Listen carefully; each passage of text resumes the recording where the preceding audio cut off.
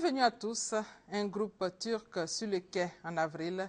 Le secteur du transport lagunaire ivoirien, dont le monopole a été jusque-là assuré par la Société des transports abidjanais, la SOTRA, est désormais ouvert à la concurrence avec l'arrivée de l'entreprise Ruenbon Line. Cette entreprise est détenue majoritairement par un groupe turc. L'entreprise a été autorisée par le gouvernement ivoirien à exploiter des bateaux sur le plan d'eau lagunaire. Pour sa première année d'exploitation, elle va mettre en circulation 45 bateaux-bus pour un investissement total de 20 milliards de francs CFA. Les responsables du groupe turc, accompagnés par l'ancien ministre ivoirien de l'intégration africaine, Adama Bitogo, ont été reçus par le Premier ministre Daniel Kablan-Duncan.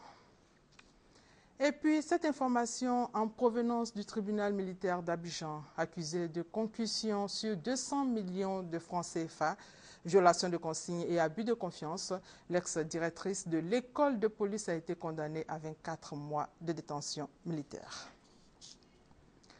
Les chauffeurs de véhicules poids lourds ont observé un arrêt de travail toute la journée de mardi sur toute l'étendue du territoire national.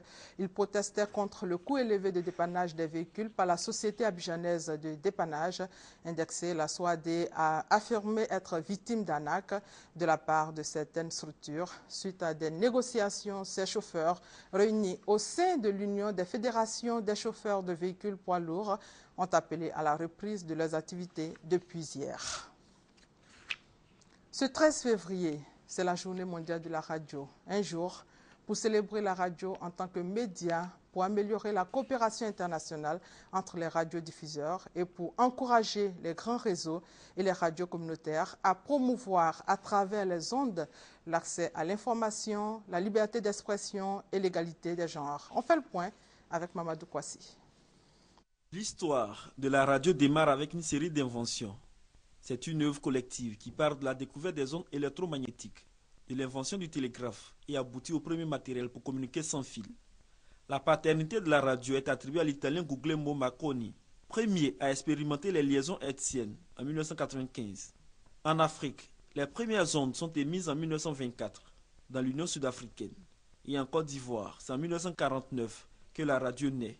Une seconde fréquence émise en 1991. Aujourd'hui, la Côte d'Ivoire compte une multitude de radios, commerciales, communautaires et confessionnelles. À domicile, en voiture ou au téléphone, même via Internet, il est possible d'écouter les programmes de radio. L'une des découvertes sans cesse en évolution, qui bouleverse le monde et aussi la vie des auditeurs. Et tout à l'heure, à 13h, vous aurez le message du gouvernement, message justement relatif à la journée mondiale de la radio, message délivré par le ministre de la Communication, Afoussiata Bamba Lamine. Et en bref, cette première réunion après le 12e congrès du parti cinquantenaire, c'était hier au siège du parti à Cocody. Le président Bédié a félicité et encouragé le chef de l'État pour ses nombreuses actions en faveur des populations. Autre chapitre abordé par le président du PDCI, c'est la question de l'alliance politique avec le RHDP, notamment la candidature unique. Concernant l'alliance RHDP, le président Henri Konan Bédié a réitéré sa foi en sa réussite.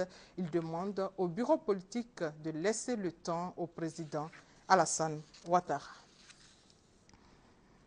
Et hors de nos frontières, le gouvernement du Soudan et les rebelles doivent tenir des discussions ce jeudi en Éthiopie, les premières en près d'un an, pour tenter de mettre fin à un conflit qui a affecté plus d'1 million de personnes.